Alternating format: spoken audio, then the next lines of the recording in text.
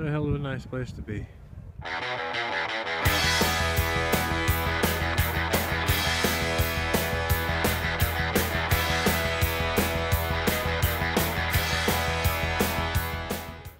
Well, I got some time heading up on the lift. Happy Homebrew Wednesday. Cheers, guys. So this week I was able to fill up some bottles from the kegs using the new beer gun, and that was pretty great.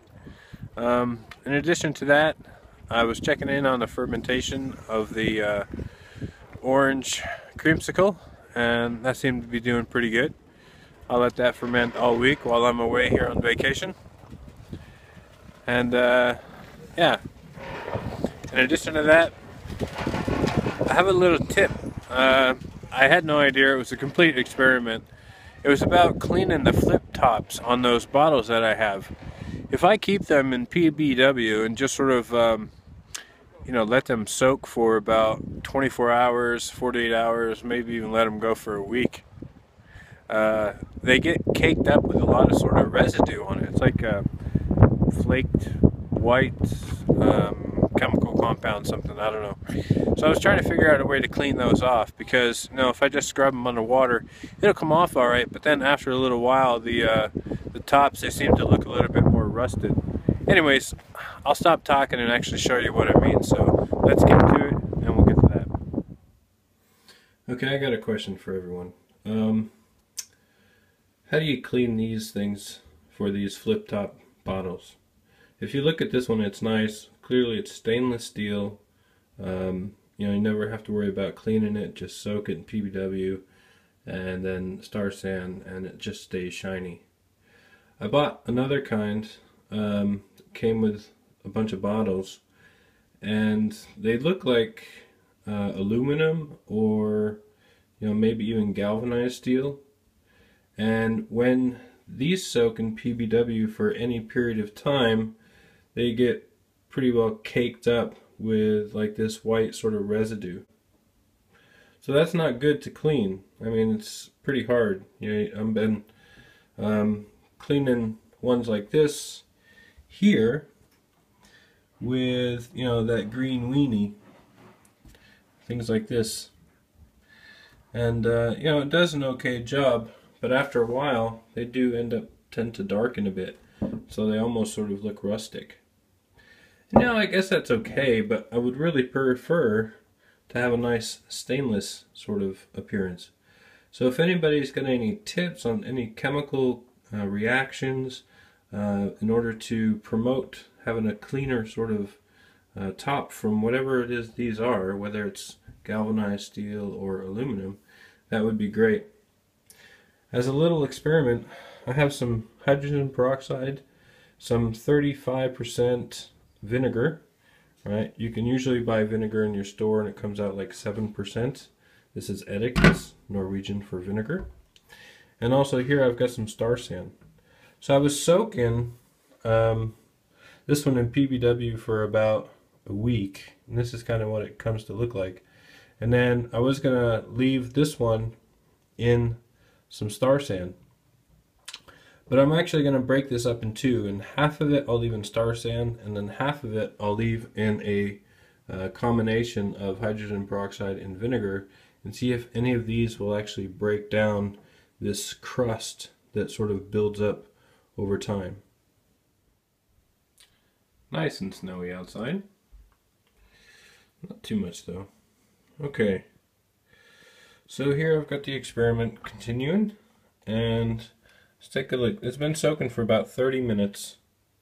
So I'll take a look at it. You can see the gunk is still on there. So the white gunk is still there. Right. A little bit of rust. That's the result of that. Now, if we take the one out of here, the hydrogen peroxide and vinegar solution, just take a look. It's kind of interesting. You can see it actually does look kind of clear. But I also notice the rust. If you see in the bottom the liquid there, it's almost like the rust is falling off. But not quite. I mean, because over the course of the 30 minutes it looked like the rust spots had actually gotten worse. So I'm going to go ahead and just reach in and take this out. We can take a look at it. Right. So as I take it out, I can see that some of the gunk on it, the white gunk, has gone away. But the rust spots are still there. Yeah. And if I just, move my fingers over it, you can see it sort of comes back almost new again. It's kind of interesting. Promising. I'm going to take a couple minutes and clean this off and see how clean I can get it. It's kind of a cloudy solution now, but I wanted to show you. I mean, you can see some chemical reactions happening there and the bubbles coming off from it. It's kind of neat. It's just lifting that stuff off there. So yeah, continue and let that soak for another 25 minutes and come back. Alright, there we go. All looking pretty clean. That was actually really nice. Did a good job.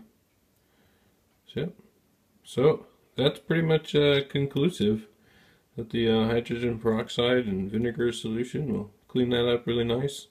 Minimal amount of scrubbing with a green weenie just takes all that gunk away. It's not stainless steel like, but it's still much better. It's looking more closer to it did when it was brand new. So that's pretty nice. Alright, hope you like that. Alright, so another mission for today is to do some bottling. So now that I got all the cap stuff clean, go ahead and got the bottles all star sand up, ready to go, as well as the caps. They're all sitting there in some star sand. And then got the beer gun all set up and ready, and a little bit of overflow if I need to spit out some beer when I'm switching lines.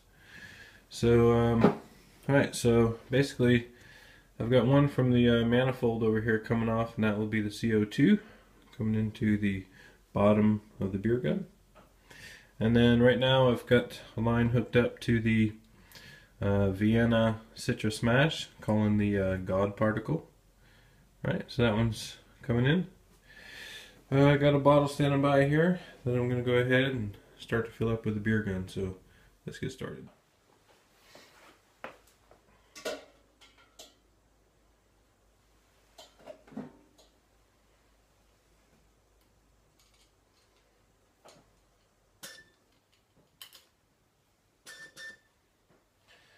Alright, so first thing I'm going to do is put in the stick, pull on the CO2 a little bit in order to put some CO2 in there on top. Just a couple squirts. I'll go ahead and squeeze on it, start pumping the beer in there, start seeing it come up. You can probably see that a little bit. A little bit of foam on top, and that's okay. I'll just let it continue to fill. When it gets up to the top, I'll go ahead and just stop. I'll come out. Fills it up right there. I'll put just a little bit more in. Done. Put some CO2 in there on the top. I'll close it up. Alright. I'll put that in my case here. Move on to the next one.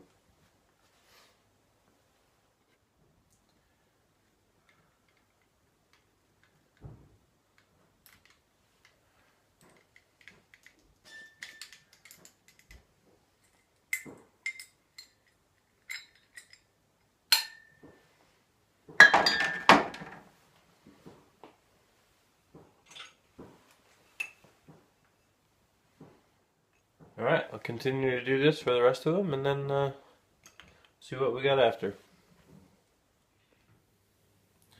Well, did a little bottling today here in the brewery. You can see my bottle tree there. Still got a couple unused bottles on it. I was able to free up 2 kegs, and that will definitely help me out. So I got some variation of the bottled beer here. It's not much, but see if we check out the fridge. Oh, Up here we got a bunch of bottled the coconut IPA. Over here we got a few of the Arrogant Bastard ales. Still got one more full keg in the keezer.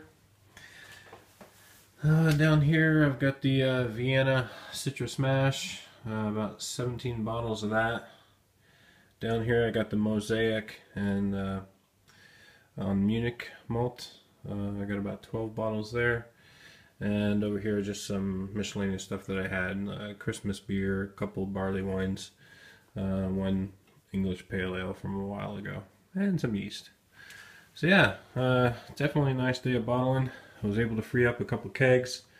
3 actually. The other one I filled up with the Centennial and Maris Otter Smash, and currently cleaning up the better bottle that I was using for a secondary. Yeah, so that's in the keg, carbon up. Get ready to ship out to Zippy in a couple weeks.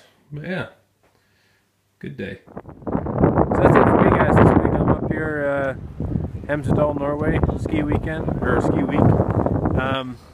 I brought up about 12 bottles with me to share with some of my friends up here, and some people that are coming up this weekend. So yeah, we'll have a good time, have some of the coconut IPA, the Arrogant Bastard Ale clone. I got the Vienna and Citrus Smash, and also the Mosaic and Munich Smash as well. So yeah, just enjoying those. Hope you guys are having a hell of a week and a better weekend. Cheers.